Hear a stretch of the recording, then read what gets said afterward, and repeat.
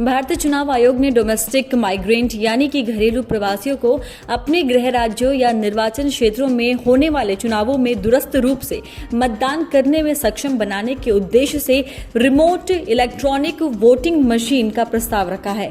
RVM के प्रस्ताव को राजनीतिक दलों के सामने रखते हुए चुनाव आयोग ने कहा है कि इसकी मदद से अपने घर से दूर किसी दूसरे शहर या राज्य में रहने वाले वोटर्स विधानसभा या लोकसभा चुनाव में वोट डाल सकेंगे, लेकिन आयोग के प्रस्ताव पर राजनीतिक दलों ने अपना विरोध जताना शुरू कर दिया है। दरअसल 16 जनवरी को चुनाव आयोग के द्वारा राजनीतिक दलों के प्रतिनिधियों को रिमोट इलेक्ट्रॉनिक वोटिंग मशीन यानी कि आरवीएम का प्रोटोटाइप दिखाया गया और डेमोन्स्ट्रेशन देते हुए बताया गया कि ये सिस्टम कैसे काम करेगा। हालांकि विपक्षी पार्टियों ने चुनाव आयोग द्वारा प्रस्तावित प्रक्रिया में विसंगतियों और खामियों को उठाया, लेकिन पहले जानिए कि आखिर आरवीएम है क्या, जिसको लेकर विपक्ष चुनाव को घेरने की कोशिश कर रहा है। तो आइए हम आपको बताते हैं आरवीएम क्या है। चुनाव आयोग द्वारा प्रस्तावित सिस्टम के अनुसार घरेलू प्रवासी अपने गृह निर्वाचन क्षेत्र में चुनाव के लिए दूरस्थ रूप से यानी घर से दूर मौजूद होते हुए जहां वे हैं वहीं से मतदान करने में सक्षम हो सकेंगे।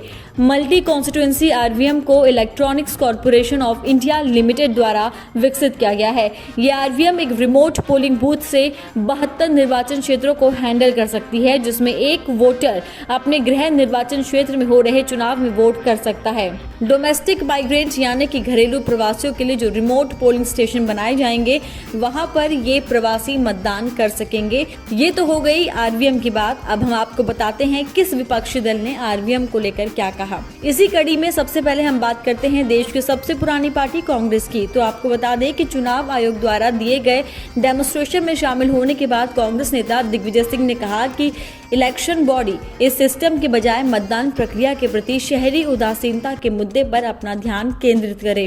कांग्रेस के वरिष्ठ नेता दिग्विजय सिंह ने कहा कि कोई भी विपक्षी पार्टी रिमोट वोटिंग मशीन के डेमोन्स्ट्रेशन को नहीं देखना चाहती। सबसे पहले इस मुद्दे को सुलझाना चाहिए कि इस तरह की मशीन जरूरी है या नहीं।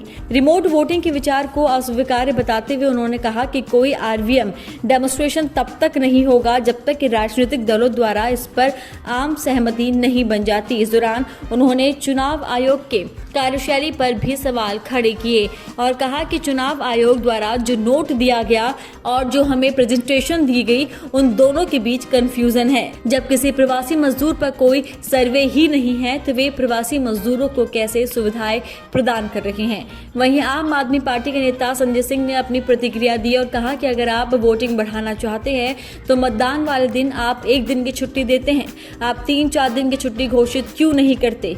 आप चुनावों के दौरान मतदाताओं के लिए पब्लिक ट्रांसपोर्ट फ्री क्यों नहीं करते? दूसरी चीज ये है कि 2019 के चुनावों में भारत का वोट शेयर 67% से अधिक था। ये America, Britain, Sweden, Germany, France, Italy और स्विट्जरलैंड से भी ज्यादा है। दुनिया के अधिकांश विकसित देश की तुलना में भारत का वोटिंग परसेंटेज ज्यादा है।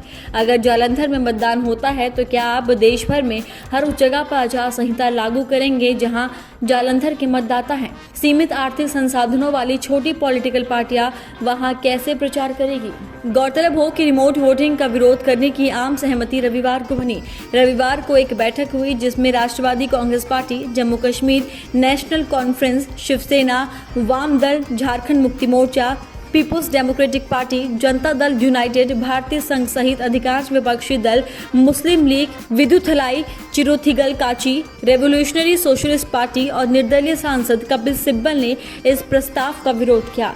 राजनीतिक विसंगतियों का हवाला देते हुए दिग्विजय सिंह ने रविवार को कहा कि प्रवासियों की परिभाषा और उनकी संख्या अभी भी स्पष्ट नहीं है। सोमवार को चुनाव आयोग द्वारा आयोजित सत्र में आरजेडी नेता मनोज कुमार झा भी मौजूद थे। उन्होंने भी इसी तरह की चिंता व्यक्त की। आपको बता दें कि रविवार की बैठक में हिस्सा लेने वाली 16 पार्टियों ने एक संयुक्त बयान में कहा था कि बैठक में ये तय किया गया कि सोमवार को पार्टियों द्वारा उठाए गए सवालों पर ईसीआई की प्रतिक्रिया पर सामूहिक रूप से बाद में विचार किया जाएगा और विपक्षी दल इस मुद्दे पर संयुक्त रुख अपनाएंगे।